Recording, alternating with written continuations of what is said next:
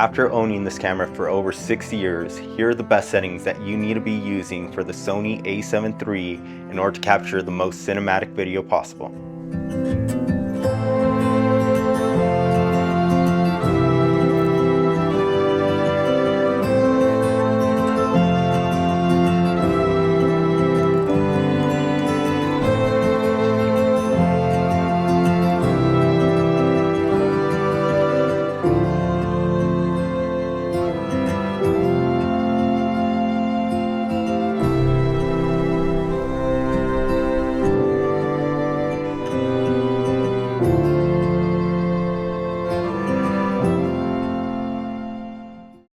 If you own the Sony A7 III in 2026, here are the settings that I suggest updating in your camera in order to capture the best cinematic video possible.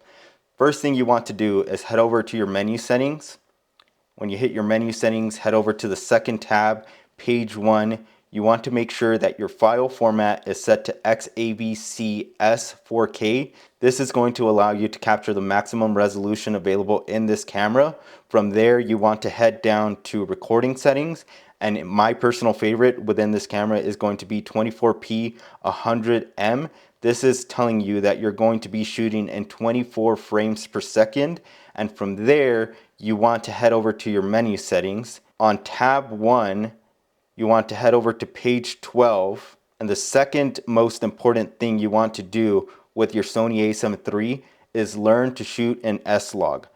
My preferred option when it comes to picture profiles on the Sony A7 III is going to be S-Log 2. Under my PP7 option in picture profile, I have my S-Log 2 settings set to what work for me. Under PP7, my S-Log 2 settings are black level 0, gamma set to S-Log 2, black gamma set to middle, level set to 0, knee set to auto, color mode set to S-Gamut, saturation set to 0, color phase set to 0, color depth set to 0 all the way across, and detail set to -5. After you have those settings updated, the second thing that you want to do is head over to your ISO settings.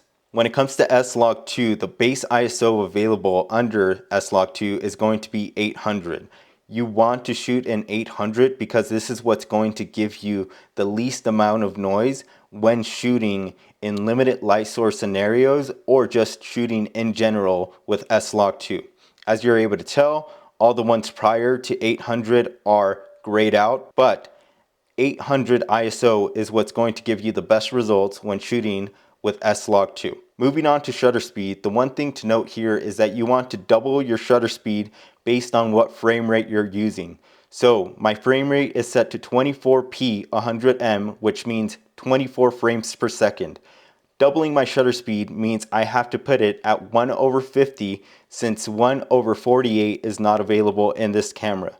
Making sure that you double your shutter speed is what's going to allow you to capture the most accurate motion blur and true to life motion blur within your camera. So your shutter speed is super important. I usually set it to double of what my frame rate is and leave it from there.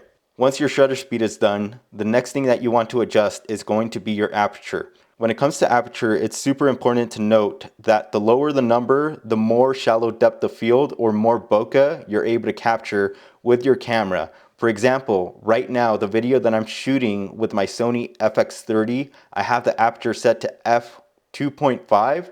As you're able to tell, my camera is in focus. Everything back here is blurry. The lower the number, the more blurry your background will be. So if that's what you're trying to achieve, the lower the number, the better with your camera when it comes to aperture. Another thing to note, not all lenses are going to have the same aperture. So if that's something that you want to achieve, make sure that you get a lens that has a low aperture. On the opposite side of your aperture, the higher the number, the more items that will be in focus in your scene. So make sure you take that into consideration when choosing a lens, but also when setting your aperture in order to shoot video with your camera. Once all your settings have been updated within your camera, the last thing that I would recommend getting is a variable ND filter. This one right here cost me about $30. I'll make sure to leave a link in the pinned comment and description of this video.